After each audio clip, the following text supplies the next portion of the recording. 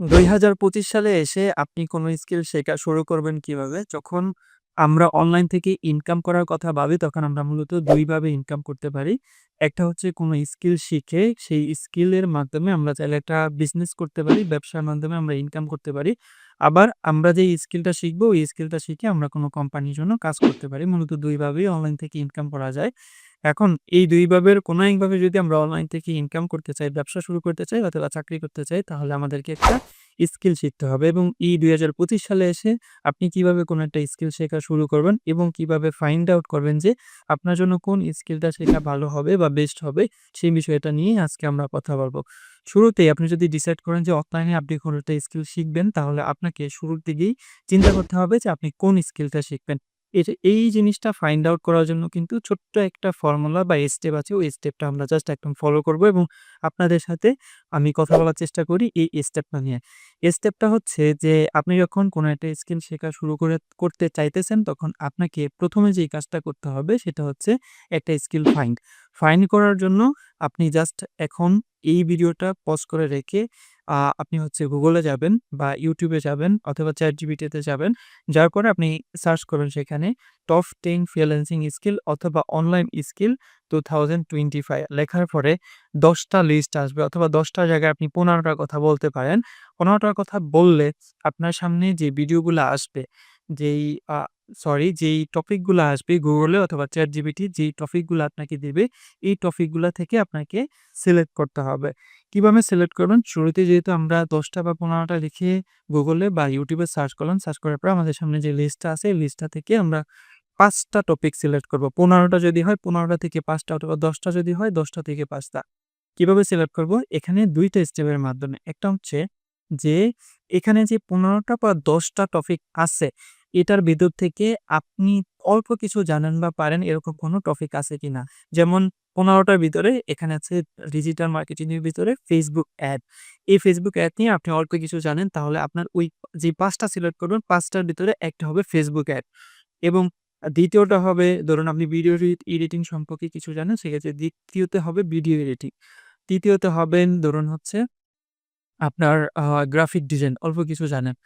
আপনি জানেন বা পারেন এরকম আপনি ৩ টা সিলেক্ট করবেন। ৩ টা অ্যান্ড দেন হচ্ছে আপনার ইন্টারেস্ট আছে। আপনি জানেনও না, পারেনও না। আপনার ইন্টারেস্ট আছে, আপনি শিখতে চান। এরকম আমরা সিলেক্ট করব ২ টা। ১৫ টার ভিতর থেকে ২ টা সিলেক্ট করব এবং এই ৩ টা ২ টা মিলায় হলো ৫ টা। এই ৫ টা সিলেক্ট করার পরে ৫ টা থেকে আমরা ৪ টা বাদ দিয়ে ইভেনচুয়ালি একটা সিলেক্ট করব। কিভাবে?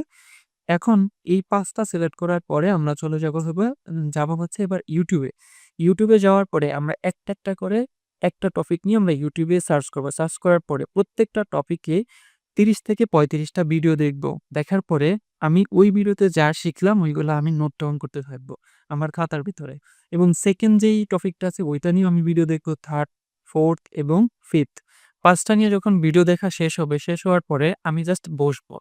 বসার পরে আমি চিন্তা করব যে আমি যে ৫ টা টপিক নিয়ে আমি ভিডিও দেখলাম YouTube এ, এতগুলা ভিডিও ৩০-৩৫ টা করে প্রত্যেকটা টপিকে।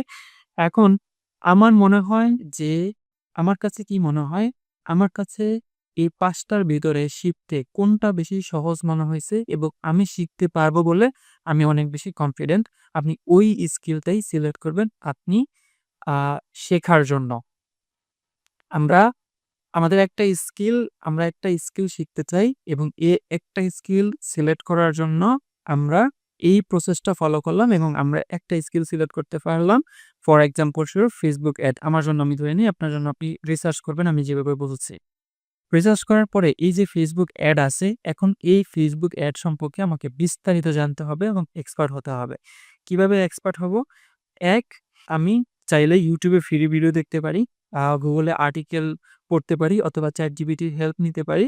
আর ২য় নাম্বার সবচাইতে ইম্পোর্টেন্ট আ যেটা হচ্ছে সেটা হচ্ছে আমি কোনো একজন ট্রেইনারের কোর্সে অথবা তার ট্রেনিং সেন্টারে ভর্তি হইতে পারি। এখন এই ট্রেনিং সেন্টারে ভর্তি হওয়ার জন্য একটা জিনিস আপনাকে মাথায় রাখতে হবে, সেটা হচ্ছে যে যার কাছে আপনি শিখবেন এবং যে আপনাকে শেখাইবে সে আসলে তার প্রিভিয়াসলি তার এক্সপেরিয়েন্স কত? সে এর আগে কি কাজ করছে, তার কত বছরের এক্সপেরিয়েন্স আছে, এই জিনিসগুলা দেখে তারপর হচ্ছে আপনি সিলেক্ট করার চেষ্টা করবেন। এখানে আমি একটা জিনিস জাস্ট বলে রাখি, সেটা হচ্ছে অনলাইনে যারা কোর্স করায় বা অনলাইন স্কিল যারা শেখায় তাদের কিন্তু YouTube চ্যানেল আছে, Facebook পেজ আছে। তারা সেখানে তাদের ফ্রি শেখার প্রসেসটা শেয়ার করে, তারা ফ্রি শেখায়, ফ্রি ভিডিও আপলোড দেয়। আপনি যখন Facebook অ্যাড নিয়া কারো কাছে একটা কোর্স কিনবেন, কোর্স কেনার আগে তাদের এই সোশ্যাল প্ল্যাটফর্মগুলা আপনি রিসার্চ করবেন। রিসার্চ করার পরে তাদের শেখানোর ধরনটা আপনি বোঝার চেষ্টা করবেন যে তাদের কাছ থেকে আপনি শিখতে পারেন নাকি। জাস্ট এতটুকু বুঝবেন। শেখায় তো সবাই। কিন্তু কার কাছ থেকে আপনি শিখতে পারবেন এই জিনিসটা ফাইন্ড আউট করাটাও কিন্তু খুব গুরুত্বপূর্ণ। আপনি কিন্তু একটা বিষয় Facebook অ্যাড আপনি খালিদ ফারহান ভাইয়ের কাছ থেকে যতটা সহজে বুঝতে পারবেন, আপনি কিন্তু অন্য কারো কাছ থেকে অতটা সহজে বুঝতে পারবেন না। আবার অন্য কারো কাছ থেকে যদি আপনি খুব সহজে বুঝেন, খালিদ ফারহান ভাইয়েরটা আপনার কাছে কঠিন মনে হবে। সবার জন্য সব ট্রেনারের কোর্স এবং আম সবার কাছে মানে সবাই শিখতে পারে না। একই জিনিস ভিন্ন মানুষের পার্সপেক্টিভে ভিন্ন মানুষ শিখতে পারে, কারণ সবার শেখার প্রসেস একরকম না। এবার আপনাকে যে জিনিসটা করতে হবে ট্রেনার সিলেক্ট করার পরে ওই জিনিসটা শেখার জন্য আপনাকে যথেষ্ট পরিমাণ সময় দিতে হবে, যথেষ্ট পরিমাণ রিসার্চ করতে হবে এবং একজন ট্রেনার আপনাকে রেকর্ডেড ভিডিও অথবা লাইভ ক্লাস অথবা সরাসরি ট্রেনিং সেন্টারে যা শেখায় এর পাশাপাশি আপনাকে YouTube এ এবং ChatGPT তে Google এ রিসার্চ করে আর্টিকেল করে অনেক বেশি শিখতে হবে। এই ছোট্ট প্রসেসটা যদি ফলো করে আপনি একটা স্কিল ফাইন্ড আউট করেন, ফাইন্ড আউট করার পরে সেই স্কিলটা শেখা শুরু করেন এবং একজন সুন্দর ট্রেনার সিলেক্ট করেন ওই স্কিলটা শেখার ক্ষেত্রে, তাহলে আপনি অনেক বেশি আগায় যাবেন কম্পেয়ার টু অন্য আরেকজনের থেকে।